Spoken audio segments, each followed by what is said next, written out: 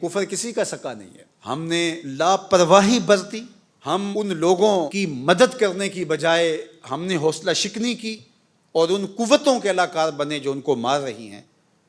تو آج کیا ہم محفوظ ہیں؟ آج ہماری ہمسائیگی کے اندر انڈیا کو ہمارے خلاف کھڑا کر دیا گیا ہے۔ ایک جھوٹا مکر فریب پر مشتمل ایک ڈرامہ رچایا گیا ہے۔ معاہدہ سندھ طاس معطل کرنا تھا اور پاکستان کے خلاف کھڑا کرنا تھا۔ کچھ لوگ کہہ رہے ہیں جی پاکستان چونکہ جانے لگا تھا غزہ، یہ بھی ایک فضول بات ہے۔ کب ان کے اندر جان ہے کہ انہوں نے ایسا کوئی فیصلہ کیا تھا؟ یہ نہیں کہ ہم کچھ کرنے لگیں گے تو وہ ہمیں پکڑیں گے، ہم کچھ بھی نہ کریں وہ ہمیں جینے کا بھی حق نہیں دیتے۔ وہ تو ہمارے مسلمانوں والے نام بھی گوارا نہیں کرتے۔ آپ بلاد غرب کے اندر جائیں، ہمارا پردہ بھی وہ نقاب نوچ لیتے ہیں کہ تم نقاب بھی نہ کرو۔ کہاں گئے آزادی اظہار کی بات کرنے والے؟ وہ تو ہمارے وجود کو برداشت نہیں کرتے، ایک ایک کر کے ہمیں مارتے رہیں گے۔ لیکن بہرحال یہ موقع ایسا ہے کہ ہمیں متحد ہونے کی ضرورت ہے، ورنہ یہ بات ذہن میں رکھیے گا، عالمی سطح پہ متحد نہیں ہوں گے تو جو حال ہوا ہمارا وہ آپ کے سامنے ہے۔ اور اگر ہم ملکی سطح پہ متحد نہیں ہوں گے تو ہم سے کتنی بڑی طاقت ہمارے مقابل کھڑی ہے، اور دنیا کے بڑے بڑے جگادری اور دنیا کے بڑے بڑے بدماش اس کی پشت کے اوپر ہاتھ رکھ کر کے اس کو کہہ رہے ہیں تو دلیر ہو۔ وہ پاکستان کے وجود کو برداشت نہیں کر رہے۔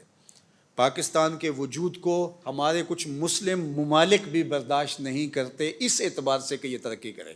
وہ چاہتے ہیں یہ محتاج ہی رہے تاکہ ہم سے ٹکڑے لیتا رہے اور ہمارا دست نگر رہے، کیونکہ اس کا قوی ہونا، طاقتور ہو جانا ان کو بھی وارے نہیں ہے۔ دشمن کی تو بات دشمن کی رہی، اور عالمی طاقتوں کی بات نہیں کرتا۔ وہ تو اس کو ہمیشہ مقروض رکھ کے ذلیل و رسوا کر کے ان سے ہمیشہ اپنے مطالبات منوانے کے چکر میں رہتا ہے، اور ہمارا ہمسایہ تو پہلے دن سے ہمیں کبھی اس نے قبول نہیں کیا۔ اندرا گاندھی نے کہا تھا کہ ہم نے دو قومی نظریے کو کب سے اکھاڑ کے پھینک دیا ہے سمندر کے اندر۔ جب مشرقی پاکستان الگ ہوا تو اس نے کہا ہم نے جنازہ نکال دیا ان کے دو قومی نظریے کا۔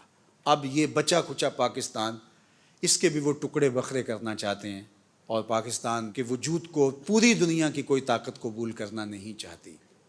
اندر سے بھی جوکیں لگی ہیں، نوچ رہی ہیں اس کو۔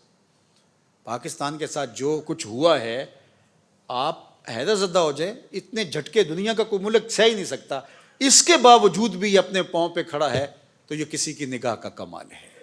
فانوس بن کے جس کی حفاظت ہوا کرے، وہ شمع کیا بجھے جسے روشن خدا کرے۔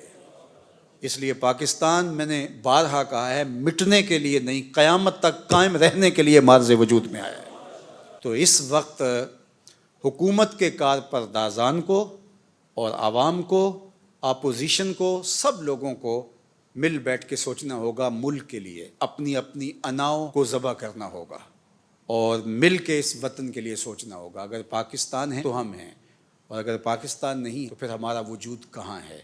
تو اپنی انا کو چھوٹا کریں اور پاکستان کو بڑا مانیں، اور مل بیٹھیں۔ اور اس وقت جو حالیہ مسئلہ ہے، دشمن جو ہمیں آنکھیں دکھا رہا ہے، ہم متحد اور متفق ہو کر کے ان کو بتائیں کہ یہ ہمارے داخلی معاملے تھے، تمہارے مقابلے کے اندر ہم سیسا پلائی ہوئی دیوار ہیں، اور اگر پاکستان کی طرف میلی آنکھ سے دیکھا، آنکھ نکال کے رکھ دیں گے۔ اس قوم کے جذبے اور اس قوم کا اس پاکستان کے ساتھ تعلق کی خاطر اور وابستگی کسی سے چھپا ہوا نہیں ہے۔